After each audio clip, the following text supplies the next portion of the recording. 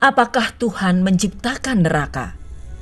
Singkatnya, ya, Tuhan memang menciptakan neraka. Kita mengetahui hal ini karena Yohanes 1 ayat 3 menyatakan, segala sesuatu dijadikan oleh Dia dan tanpa Dia tidak ada sesuatu pun yang telah jadi dari segala yang telah dijadikan.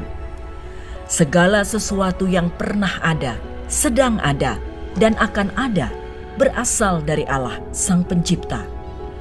Karena di dalam Dialah telah diciptakan segala sesuatu yang ada di surga dan yang ada di bumi, yang kelihatan dan yang tidak kelihatan, baik singgasana maupun kerajaan, baik pemerintah maupun penguasa.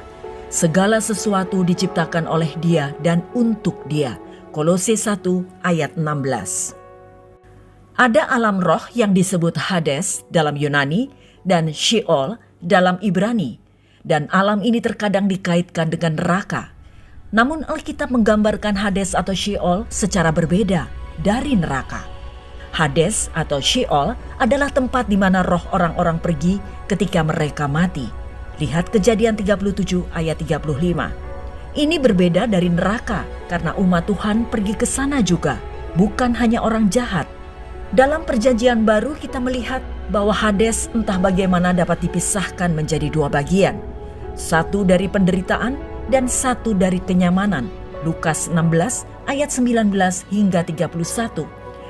Kata lain yang berhubungan dengan neraka adalah Gena dan lautan api. Tuhan menciptakan neraka sebagai tempat penderitaan bagi iblis dan malaikat-malaikatnya. Itu digambarkan sebagai lautan api. Matius 25 ayat 41. Alkitab menjelaskan bahwa neraka adalah tempat nyata di mana roh orang yang belum diselamatkan pada akhirnya akan dikirim untuk selama-lamanya.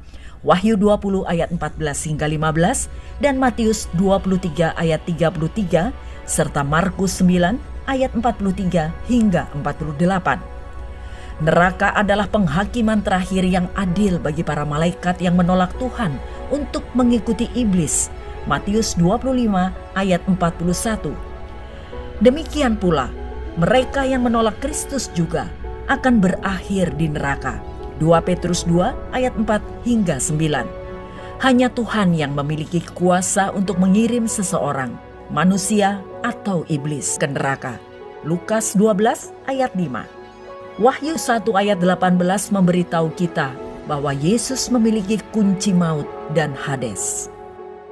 Ada cara agar tidak dibuang ke neraka, yaitu dengan percaya kepada Yesus Kristus sebagai Tuhan.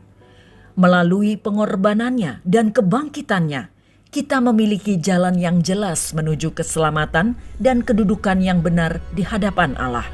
Dibawa ke dalam keluarganya mulai sekarang hingga kekekalan.